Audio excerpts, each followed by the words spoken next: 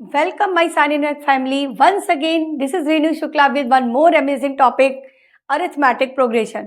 तो ये arithmetic progression आखिर होता क्या है? आपने सुना है नाम अरिथमेटिक प्रोग्रेशन, शॉर्ट में प्यार से हम उसे क्या बुलाते हैं? एपी बुलाते हैं, क्योंकि बहुत लंबा नाम है तो इसे हम क्या बुलाएंगे? एपी बुलाएंगे, ठीक है। तो अब ये अरिथमेटिक प्रोग्रेशन क्या होता है, चलिए शुरू करते हैं।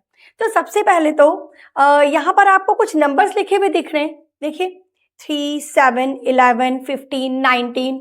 कुछ नोटिस किया इन नंबर्स में? फिर से देखिए, इन नंबर्स में कुछ नोटिस किया क्या? कुछ पैटर्न दिख रहा है? ऐसे पैटर्न्स हम अपनी छोटी क्लासेस में भी कर चुके हैं कई बार कि कुछ नंबर्स है तो उनमें क्या पैटर्न है। तो देखिए यहाँ पे क्या हो रहा है, काफी बच्चों ने नोटिस कर लिया होगा। हाँ देखिए 3 है, फिर 3 में 4 ऐड करके क्या मिला? 7 मिला। 7 में 4 ऐड करके क्या मिला? 11 मिला। 11 में 4 ऐड करके क्या मिला? 15 मिला। कुछ ऐसे ही होती है अरिथमेटिक प्रोग्रेशन, राइट। इसी तरीके की होती है हमारी एपी। तो एपी को लेकर आपके जितने भी डाउट्स हैं वो सारे के सारे क्लियर होने वाले हैं। सारे कॉन्सेप्ट्स बहुत अच्छे से क्लियर करूंगी और कोई भी दिक्कत आपको इसके बाद आने वाली नहीं है। Okay, so let's sign in to start the topic. So what is arithmetic progression? ठीक है, चलिए समझते हैं अरिथमेटिक प्रोग्रेशन क्या होती है। क्या डेफिनेशन है? A sequence where the difference between consecutive terms is constant. एक ऐसी सीक्वेंस जिसमें कंसेक्यूटिव टर्म्स के बीच का डिफरेंस कांस्टेंट होता है उसे हम बोलते हैं अरिथमेटिक प्रोग्रेशन। समझ में आ गया सबको? समझ में आ गया सबको? मुझे तो नहीं आया है ना, इतना पढ़कर मुझे तो नहीं समझ में आया कि क्या कहना चाह रहे हैं। थोड़ा सा इसको ब्रेक करके समझते हैं। मतलब एक ऐसी सीक्वेंस, फिर से मैं उसको हिंदी में बताती जा रही हूँ, एक एग्जांपल ले लें, ठीक है। अभी वही एग्जांपल लेते हैं जो अभी स्टार्टिंग में हमने देखा था। क्या था वो? 3 था, फिर 7, 11, 15, इस तरह से ये सीक्वेंस आगे बढ़ रही है मान लीजिए, और आगे बढ़ते जा रहे हैं, ठीक है। तो ऐसी सीक्वेंस जिसमें ये जो डिफरेंस है वो कांस्टेंट है। वो डिफरेंस कांस्टेंट कैसे हुआ? देखो, ये जो 3 है, 3 में अगर मैंने 4 ऐड किया तो मुझे 7 मिला, ठीक है। फिर 7 में मैंने फिर से 4 ऐड किया, फिर से 11 मिला। यही पैटर्न चल रहा है, ठीक है। फिर से मैंने 11 में 4 ऐड किया, 15 मिला। अगला टर्म जल्दी से बताओ, 15 के बाद क्या आएगा? 4 ऐड करके 19 आ जाएगा, ठीक। 19 में फिर से 4 ऐड कर देंगे, 23 आ जाएगा। तो आगे हम कितने भी टर्म्स इसके बता सकते हैं ना।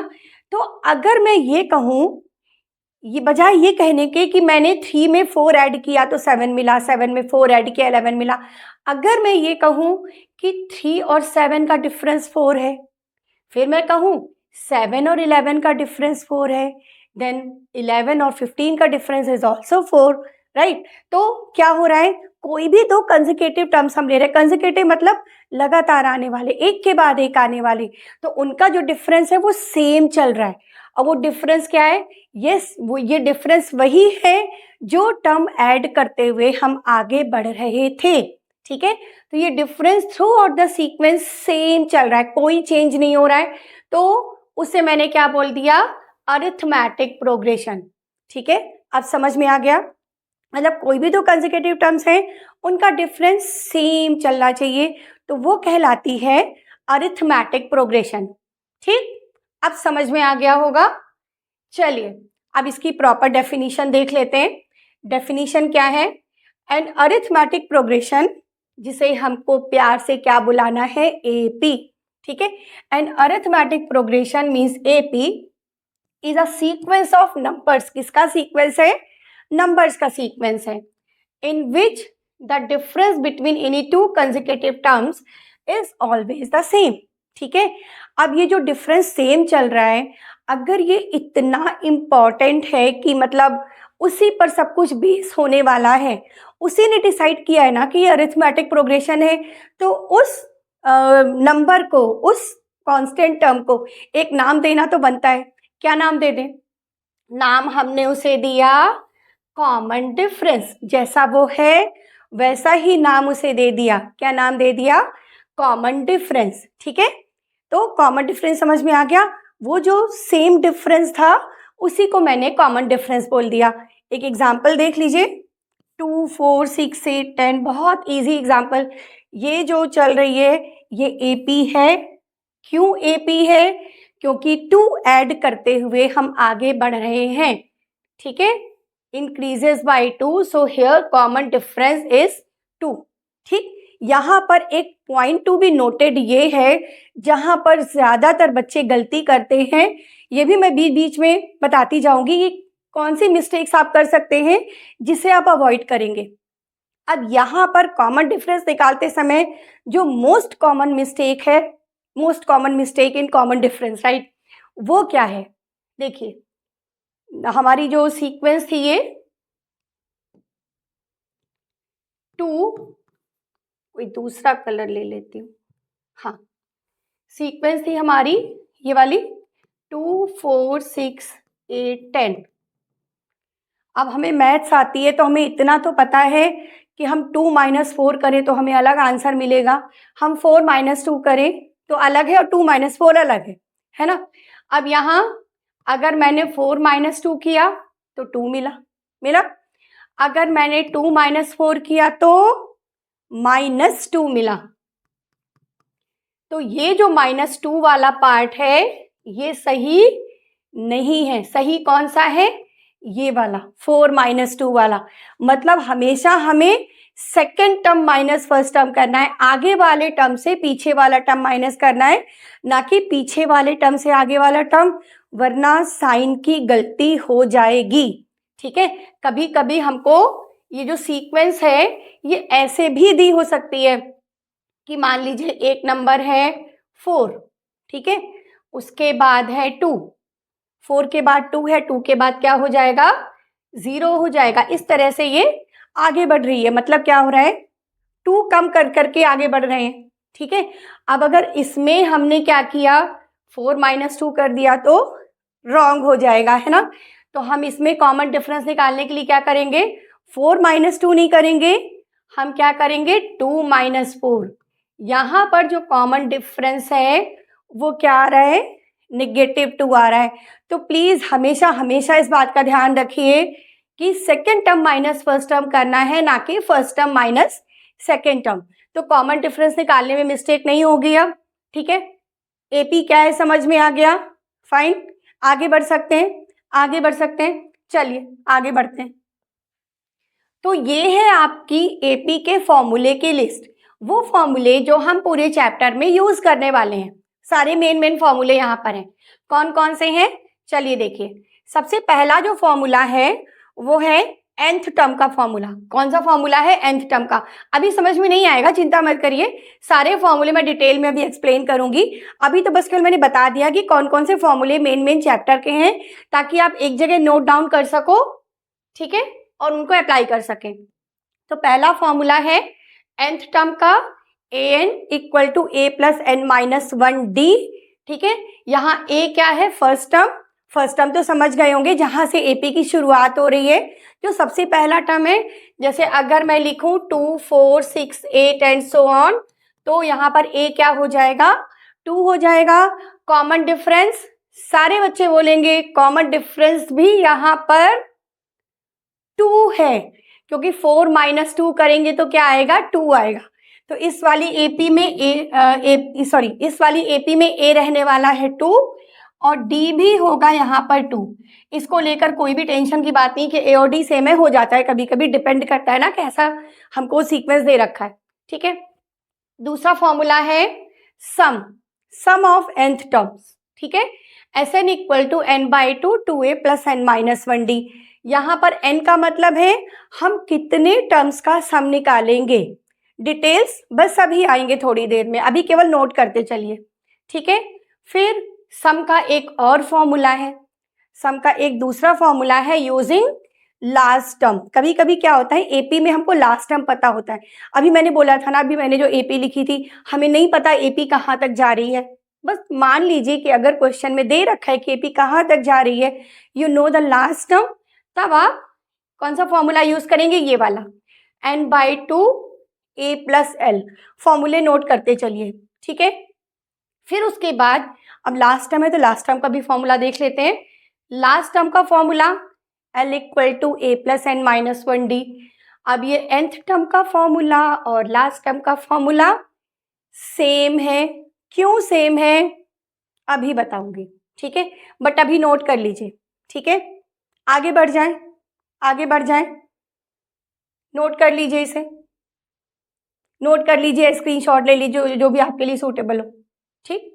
चलिए अब आगे बढ़ते हैं। अब स्टेप बाय स्टेप सारे फॉर्मूले समझते हैं।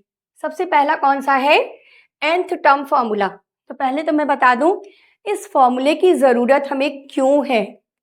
अब जैसे कि आप ऐड करते हुए जो भी कॉमन डिफरेंस, जो भी फिक्स नंबर ऐड करते हुए हम आगे बढ़ सकते हैं, उसको आप ऐड करेंगे, आपको अगला टर्म मिल जाएगा, फिर से ऐड करेंगे, फिर अगला टर्म मिल जाएगा। बट उसकी भी तो एक लिमिट है ना, आप कितनी बार ही ऐड कर सकते हो। अगर आपसे पूछा जाए कि 10th टर्म क्या है, आपने 10 बार ऐड कर दिया, 9 बार ऐड कर दिया, 15 बार, 20 बार ऐड कर दोगे। बट अगर क्वेश्चन में पूछा जाए कि व्हाट इज 65th टर्म या व्हाट इज 100th टर्म या उससे भी बड़ा कोई नंबर पूछा जाए, तो कहाँ तक ऐड करेंगे। इसी के लिए तो मैथ्स बनाई गई है, इसी के लिए फॉर्मूले बनाए गए हैं बच्चों, हमारे काम को क्या करने के लिए, आसान करने के लिए। वरना ऐड तो हम बहुत छोटी क्लास में सीख जाते हैं, है ना। तो उसी के लिए बनाया गया है ये फॉर्मूला। ये क्या है, सॉरी nth टर्म का फॉर्मूला है, मैं सम बोलने वाली थी, हाँ। तो ये nth टर्म का फॉर्मूला है a plus n minus 1d। यहाँ पर ये जो an है nth टर्म। nth टर्म मतलब कि हम कौन सा टर्म निकालना चाहते हैं। मान लीजिए क्वेश्चन में बोला कि आपको निकालना है 200th टर्म, तो हम n की जगह क्या रख देंगे, 200 रख देंगे। आपसे बोला कि 1000 टर्म निकालिए, ठीक है, तो n की जगह क्या रख देंगे, 1000 रख देंगे, कोई दिक्कत नहीं है, ठीक है। और a क्या है, d क्या है, ये आपको पता है। थोड़ा सा और समझते हैं इस फॉर्मूले को। चलिए अब जैसे कि आपको फर्स्ट टर्म पता है, आपको a पता है, आपको a पता है, a क्या है हमारा फर्स्ट टर्म। अब अगर आपको सेकेंड टर्म चाहिए तो क्या करेंगे, a में d को ऐड कर देंगे, कॉमन डिफरेंस को ऐड कर देंगे, सेकेंड टर्म मिल जाएगा। सेकेंड टर्म को हम a2 लिख दें, चलेगा ना। जैसे nth टर्म को an लिख रहे हैं तो सेकेंड टर्म को क्या लिख दें, a2 लिख दें। तो a2 कैसे निकलेगा बच्चों, a में d को ऐड करके, फाइन। अब अगर हमको थर्ड टर्म चाहिए, वही प्रोसेस जो हमने शुरुआत में देखा था कि जो डिफरेंस है ऐड करते जाएं और आगे बढ़ते जाएं। तो a प्लस डी में फिर से d ऐड कर दें तो हमें थर्ड टर्म मिल जाएगा। तो थर्ड टर्म क्या हो जाएगा, d, इसमें एक बार d और ऐड करो, ये 2d मिल गया। फोर्थ टर्म निकालना है तो a प्लस 2d में d एक बार और ऐड करो, a प्लस 3d, ये फोर्थ टर्म मिल गया। लेकिन यहाँ पर भी एक पैटर्न चल रहा है। क्या चल रहा है, देखो, सेकेंड टर्म में d एक बार ऐड हुआ, ठीक, थर्ड टर्म में d 2 बार ऐड हुआ, ठीक, फोर्थ टर्म में 3 टाइम्स ऐड हुआ।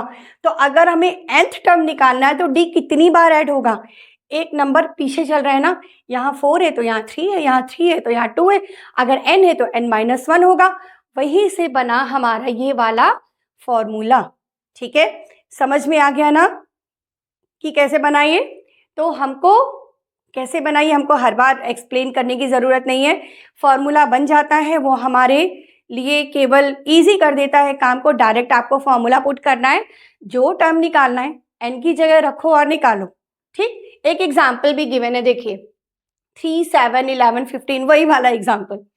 तो ये जो एग्जाम्पल है इसमें a क्या है, फर्स्ट टर्म, मीन्स जहां से AP शुरू हो रही है मतलब कि 3, तो a हो गया 3 और d 4। अभी हम समझ चुके हैं कि d4 कैसे आएगा, 7 माइनस 3 कर लो या 11 माइनस 7 कर लो या 15 माइनस 11 कर लो, बस बाद वाले टर्म से उसके जस्ट पीछे वाला टर्म माइनस कर दो, तो d कितना आ गया, 4 आ गया, ठीक है। हमसे पूछा गया है 10th टर्म, तो 10th टर्म मीन्स हमें क्या निकालना है बच्चों, 8, 10 निकालना है। तो तुरंत n की जगह पे क्या रखेंगे, 10 रखेंगे, n की जगह पर 10 रख दो। फॉर्मूला ये हमारा अपना है, बस वैल्यू रखो, 8, 10 equal to a plus n minus 1d, a कितना है 3, n है 10 माइनस 1, d है 4, कैलकुलेट कर लेते हैं। 3 plus 9 times 4 means 3 plus 36, add करके कितना आ गया 39, तो 10th टर्म कितना आ गया 39 आ गया। इसी तरह से हम nth टर्म के जो हमारा जो nth टर्म का फॉर्मूला है इसको हम अप्लाई करेंगे जहां पर भी रिक्वायरमेंट होगी। ठीक है, क्लियर हो गया अच्छे से। डी कैसे निकालना है, वैल्यू कैसे रखनी है, और मेन चीज फॉर्मूला कहाँ से आया। ठीक, चलिए nth टर्म काम खत्म, आगे बढ़ जाएं। अब इसके बाद एक second, last term formula list देखी थी ना फॉर्मूले की, मन में सवाल आया था कि ये nth टर्म और लास्ट टर्म सेम क्यों है। फॉर्मूले तो सेम है बच्चों, लेकिन यहाँ पर जो अंतर है ना दोनों फॉर्मूले में, वो ऐसा है जो दिखता नहीं है लेकिन होता है। अब कैसे होता है, यहाँ पर जो डिफरेंस है वो है n के रोल में। वहां पर n क्या था, जो टर्म हम निकालना चाहते हैं। यहाँ n का मतलब है टोटल नंबर ऑफ टर्म्स, क्योंकि हमें लास्ट टर्म पता है। वैसे तो हम काउंट नहीं कर सकते एपी में कि कितने टर्म्स आने वाले हैं, बट अगर हमें लास्ट टर्म पता है that means we count how many terms, right. हम टर्म्स को काउंट कर सकते हैं। तो जब भी एल की बात होगी, जब भी लास्ट टर्म की बात होगी, तो हमें नंबर ऑफ टर्म्स भी पता होंगे या हम पता कर सकेंगे। ठीक है, तो यहाँ पर ये जो n है ये है बच्चों नंबर ऑफ टर्म्स, ये चीज बिल्कुल याद रखिएगा। ठीक है, इसमें कोई कंफ्यूजन नहीं होना चाहिए कि दोनों फॉर्मूले सेम हैं। फॉर्मूले सेम लगते हैं लेकिन n थोड़ा सा डिफरेंट दोनों में है। ठीक, तो n यहाँ पर क्या है, नंबर ऑफ टर्म्स। ठीक, अब एक एग्जाम्पल देख लेते हैं इसका। इसमें क्या बोला, find how many terms are in the AP. ये हमें एक एपी दे रखी है 18, 15, 12 एंड सो ऑन। कहाँ तक गए हैं, -6 तक। इसके आगे ये डॉट डॉट डॉट या सो ऑन नहीं है, मतलब यहाँ पर हमारी प्रोग्रेशन खत्म हो रही है। तो ये जो 6 है, सॉरी -6 है, ये हमारा इस एपी का लास्ट टर्म है। ठीक है, तो यहाँ मैं सॉल्व कर देती हूँ। तो L हो गया -6, A तो 18 साफ साफ नजर आ रहा है, A हो गया 18। जल्दी से D बताइए, वो गलती मत करिएगा जो मैंने बोला था कि ज्यादातर बच्चे करते हैं, क्योंकि अब आपने साइन इन मैथ पे सीख लिया है एपी के फॉर्मूले अप्लाई करना, तो प्लीज वो गलती मत करिएगा। क्या है D की वैल्यू, अगर किसी ने 3 कहा है तो बच्चों 3 नहीं है, D यहाँ पर -3 है। क्यों है, देखिए second term minus first term करना है ना, क्योंकि देखते ही मन तो करता है कि 18 - 15 3 होता है ना, तुरंत मन में आता है, बट प्लीज वो बात याद रखिएगा।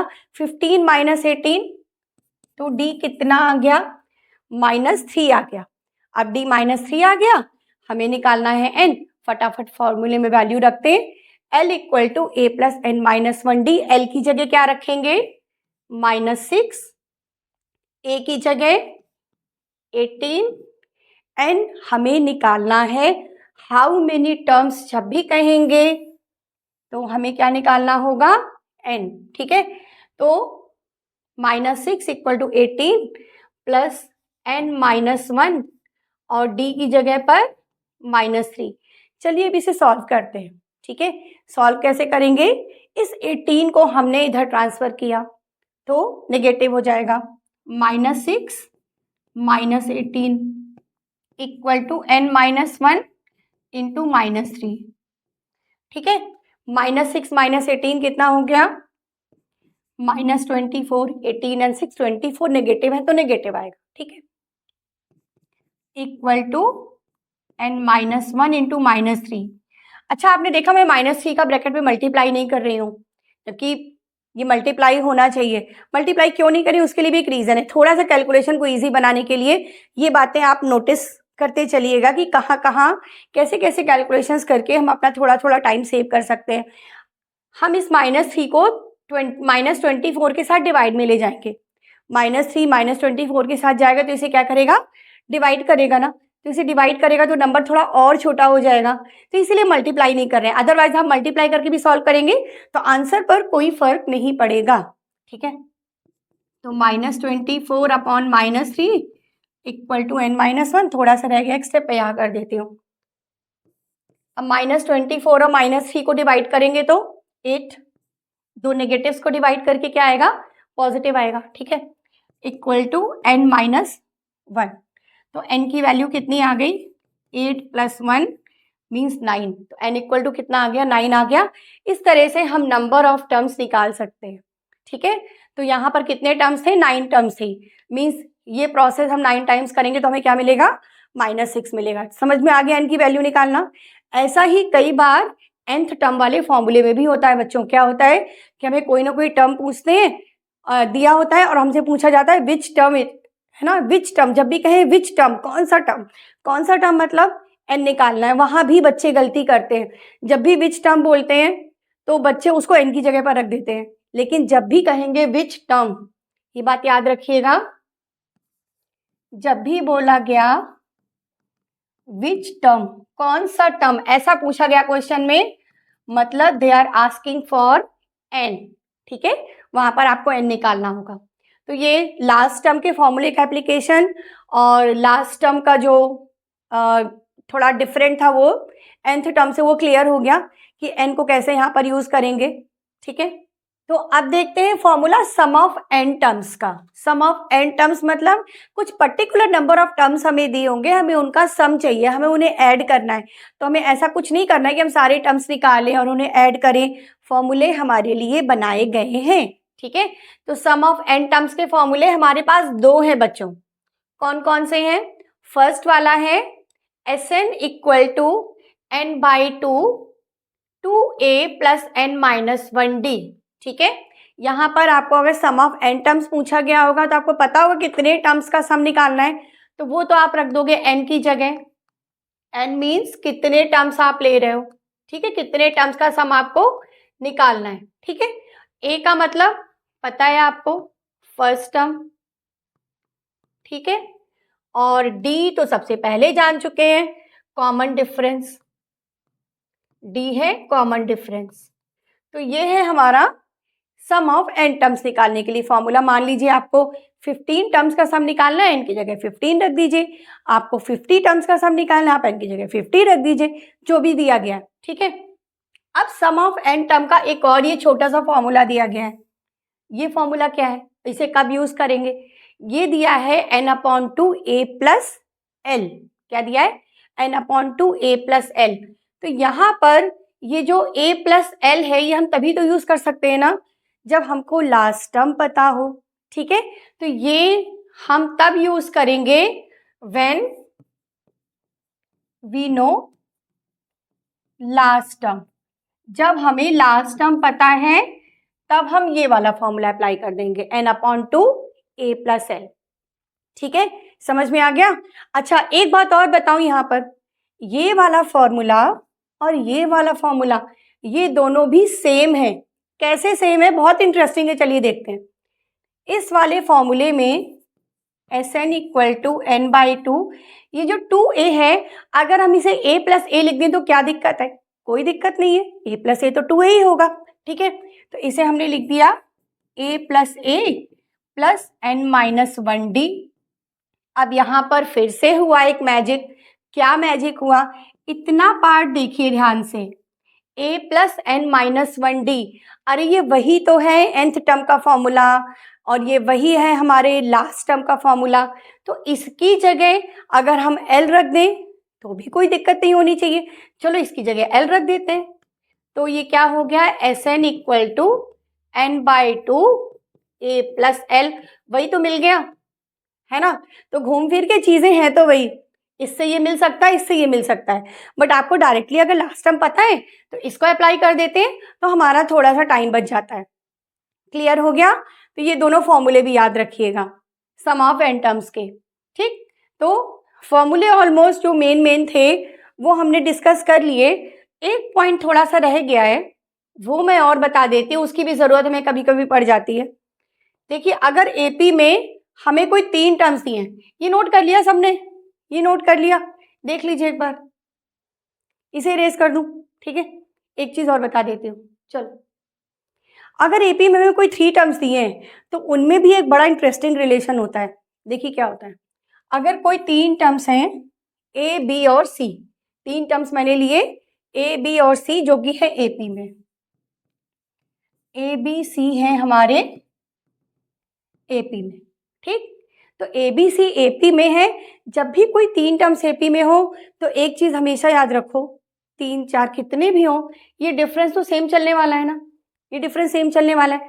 तो अगर हम बी माइनस ए निकालें तो हमें क्या मिलेगा, वही कॉमन डिफरेंस, ठीक है। अगर हम सी माइनस बी निकालें तो भी हमें क्या मिलेगा, वही कॉमन डिफरेंस। मतलब बी माइनस है और सी माइनस बी, जब ये दोनों ही कॉमन डिफरेंस है मतलब ये दोनों बराबर हैं, ठीक। अब ये दोनों बराबर है, थोड़ा सा सिंप्लीफाई कर लेते हैं, इस माइनस बी को हम इधर ले आए, पॉजिटिव हो जाएगा, ठीक। इस माइनस ए को उधर ले गए, ये भी पॉजिटिव हो जाएगा, क्योंकि हमेशा हमारी आदत है कि अगर कोई इक्वेशन दी है तो उसके नेगेटिव्स को हम पॉजिटिव बनाते ही बनाते हैं, है ना। तो चलो, b plus B equal to A plus C, ठीक। थोड़ा सा और simplification, 2b equal to A plus C, थोड़ा सा और, b हो गया a प्लस सी अपॉन 2। ये एक ध्यान रखने वाली बात है, b equal to A plus C upon 2, मतलब ये जो बीच वाला टर्म है ना, बीच वाला टर्म, ये a और c को ऐड करके और 2 से डिवाइड करके मिल रहा है ना। b कैसे मिल रहा है, बीच वाला टर्म कैसे मिल रहा है, फर्स्ट और थर्ड को ऐड कर दो और उनको 2 से डिवाइड कर दो, बहुत आसान है। तो हमको बीच वाला टर्म मिल रहा है, ठीक।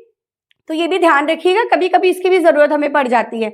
अब यहाँ पर जब b एक खास तरीके से उसे हम निकाल रहे हैं तो b का एक खास नाम है, ठीक। वो नाम पता है क्या है, वो नाम है अरिथमेटिक मीन। वो नाम क्या है, अरिथमेटिक मीन। और जब अरिथमेटिक प्रोग्रेशन को प्यार से एपी बुलाया तो अरिथमेटिक मीन को प्यार से क्या बुलाएंगे, एम, ठीक है। तो b इज अरिथमेटिक मीन और A M of A and C, ठीक है। तो एक और काम कभी कभी मिल जाता है हमें करने के लिए कि कोई 2 नंबर दे दिए, बोला इनका अरिथमेटिक मीन निकालो, सुपर इजी, नंबर्स को ऐड करो, 2 से डिवाइड कर दो, छोटा बच्चा भी कर ले, ठीक। तो ये अरिथमेटिक मीन और याद रखिएगा, इसके क्वेश्चंस भी आपको कभी कभार मिल सकते हैं।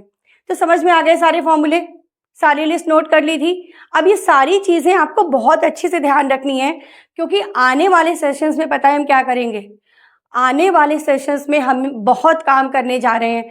हम सॉल्व करेंगे, कॉन्सेप्ट तो सारे क्लियर हो गए आपको, बोर्ड में आए हुए इंपॉर्टेंट क्वेश्चन सॉल्व करेंगे, आपकी बुक के मेन क्वेश्चन सॉल्व करेंगे और कवर करेंगे ज़्यादा से ज़्यादा PYQs, ठीक है, मीन्स प्रीवियस ईयर क्वेश्चंस। जिससे कि आपको फ़ायदा क्या मिलेगा, फ़ायदा आपको ये मिलने वाला है बच्चों, कॉन्सेप्ट सारे क्लियर हो चुके हैं। और अगर आप हर पैटर्न के क्वेश्चंस जैसे कि बोर्ड एग्जाम में आते हैं, अगर वो भी आप कर लोगे तो डेफिनेटली AP के सारे क्वेश्चंस तो आप क्रैक कर ही लोगे। So before ending the session, ये प्रैक्टिस क्वेश्चंस कुछ आपको देकर जा रही हूँ, इनके साथ प्रैक्टिस करिएगा, ठीक है। और जो भी आंसर आएंगे उनको आप प्लीज़ कमेंट बॉक्स में ज़रूर पोस्ट करिएगा, जिससे मुझे क्लियर हो जाएगा कि सेशन आपको समझ में आ गया है, आपको पता चल गया कि फॉर्मूले कैसे अप्लाई करने हैं, ठीक है। And rest thing I will cover in next video. So और हाँ, one more question is there, sign in किया क्या, please continue watching sign in math, let's see next video.